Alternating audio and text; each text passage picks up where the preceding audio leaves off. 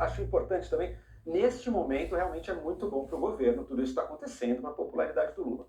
Caso o Trump realmente coloque as tarifas e elas se prolonguem por meses e a população vá sentindo esse custo econômico, que não é apocalíptico para a economia brasileira, mas é um custo econômico real, assim, que o Brasil sentirá, o governo Lula pode acabar se desgastando também, que é algo que aconteceu em muitos outros casos de tarifas. Sabe? Conforme o tempo passa e o governo não consegue uma solução, ele passa a ser visto não mais como um possível fator de solução do problema, e sim talvez como alguém que contribua com o problema. É um risco que o governo Lula correrá caso esses esforços todos de adiar as tarifas ou de negociar algum termo econômico em troca da chantagem jurídico-política que o Trump vem fazendo, se nada disso der certo e as tarifas vierem mesmo, também não é uma certeza. O Trump já ameaçou tantas vezes e não votou que a gente não sabe se vai vir ou não no dia 1º de agosto. Mas pode perfeitamente vir. Se vier, e vierem para ficar, e talvez venham outras medidas econômicas, não sei se virão ou não, e o governo Lula se mostrar incapaz de resolver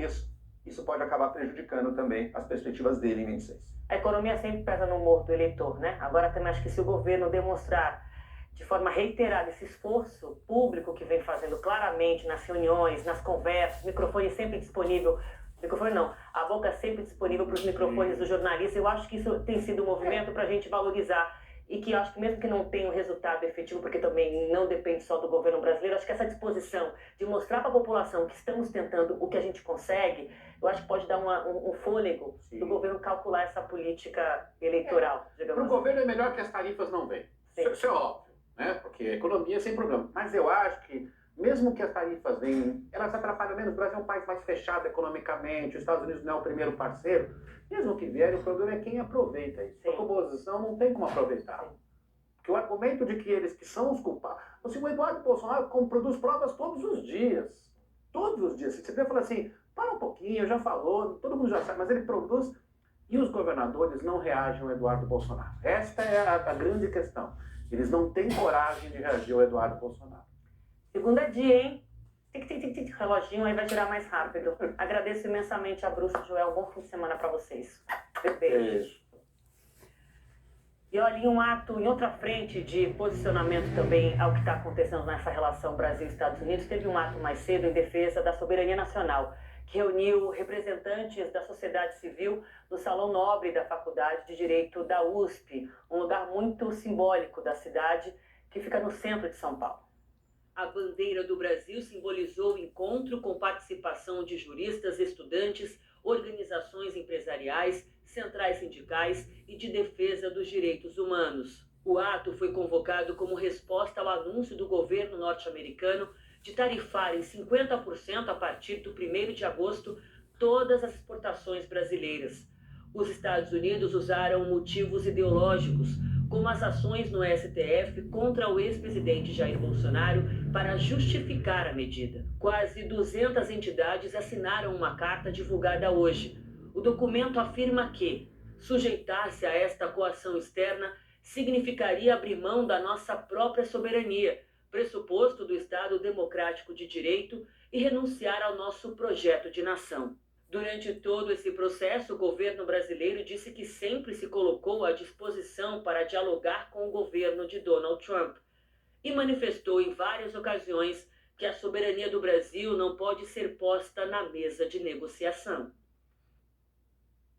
Exportadores avisaram o governo que, sem nenhum alarde, além de tudo que já está acontecendo, a Venezuela decidiu impor tarifas sobre os produtos brasileiros. Sim, e Roraima, no território brasileiro, é o maior prejudicado.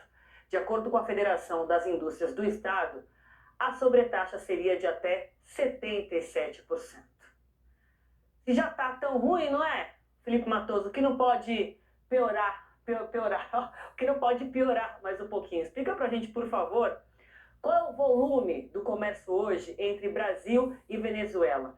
E como é que o governo, a partir dessa surpresa, está lidando com esse problema também? Muito boa noite a você.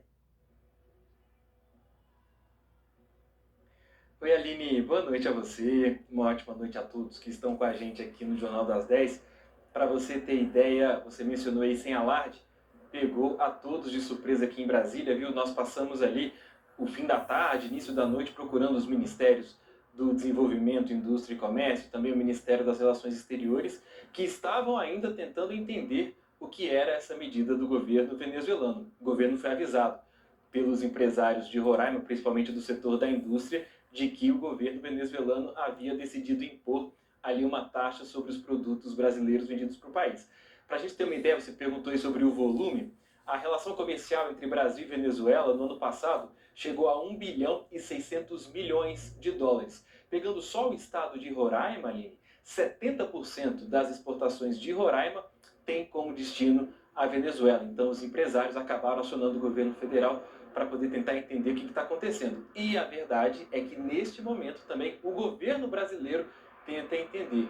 Nós procuramos o Itamaraty, que informou o seguinte: a Embaixada do Brasil em Caracas está apurando, junto às autoridades venezuelanas, os elementos para esclarecer a natureza da situação com vistas à normalização da fluidez do comércio entre os dois países. Ou seja, o Itamaraty confirmando que a Embaixada em Caracas também está tentando entender o que é que aconteceu. Segundo o governo federal, existe um acordo de cooperação entre o Brasil e a Venezuela que impede essa imposição de taxas a produtos ali transferidos de um país, vendidos, né, de um país para o outro. Em um comunicado, o governo de Roraima disse o seguinte: qualquer medida que encareça os produtos brasileiros no mercado venezuelano afeta significativamente a competitividade das nossas mercadorias, com impacto direto sobre os empresários locais, o agronegócio e a geração de empregos. É importante a gente trazer aqui, há um contexto político que vale a pena a gente mencionar aqui. O presidente Lula e o presidente Nicolás Maduro estão distantes politicamente desde que Lula passou a defender que a Venezuela divulgasse as chamadas atas eleitorais do processo eleitoral do ano passado. Isso irritou Nicolás Maduro, que inclusive passou a divulgar mentiras sobre o processo eleitoral brasileiro. Então, neste momento, embora tenham sido aliados lá atrás, hoje Lula e Maduro estão distantes, e nas relações diplomáticas também Brasil e Venezuela distantes neste momento. A Federação das Indústrias do Estado de Roraima acabou se pronunciando. A gente lembra que 70% das exportações do Estado vão para a Venezuela. A gente tem um trecho desse pronunciamento da Federação e pode acompanhar a partir de agora. Então, o momento que a gente identificou foi o descumprimento do Acordo de Complementação Econômica ACES 69 por parte da Venezuela, não permitindo o acesso dos nossos produtos com tratamento tarifário, como está afirmado no acordo. Então, cabe a nós elevar essa reclamação agora por meio do Ministério da Indústria e Comércio, por meio do Ministério de Relações Exteriores, para que seja feita uma cobrança formal ao governo da Venezuela, que possa ser identificado qual é o empecilho e que possa ser resolvido da melhor forma para que o fluxo comercial possa continuar como habitualmente. Agora eu atualizo vocês sobre a situação do senador Marcos Duval, do Podemos, que se meteu numa confusão com o Supremo Tribunal Federal. Ele continua nos Estados Unidos, mas agora está lá com as contas bloqueadas.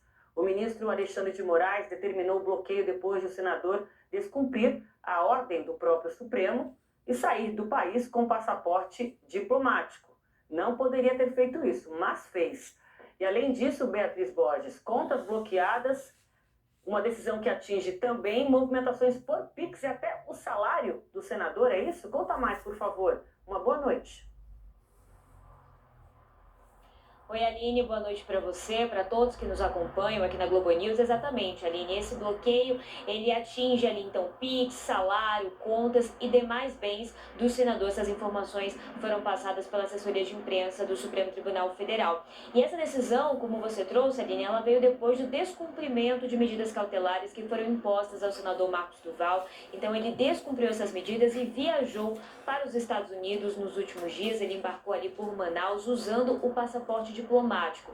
Vamos lembrar que o senador Marcos Duval está sendo investigado no inquérito que apura ali a tentativa de golpe em 2022 e também em um outro inquérito que apura ofensas que foram feitas aí contra investigadores da Polícia Federal. E nesse último inquérito, então, o ministro Alexandre de Moraes, ele determinou que fossem cumpridos mandados de busca e apreensão em endereços ligados a Marcos Duval, e aí foi retido então o passaporte, era para ter sido retido os 2 passaportes. Mas a informação que a gente tem é que o passaporte diplomático estava no gabinete do senador Marcos Duval, por isso ele não foi retido pela Polícia Federal, e aí o senador conseguiu embarcar então. Além disso, Moraes também determinou na ocasião um bloqueio de 50 milhões de reais na conta de Marcos Duval.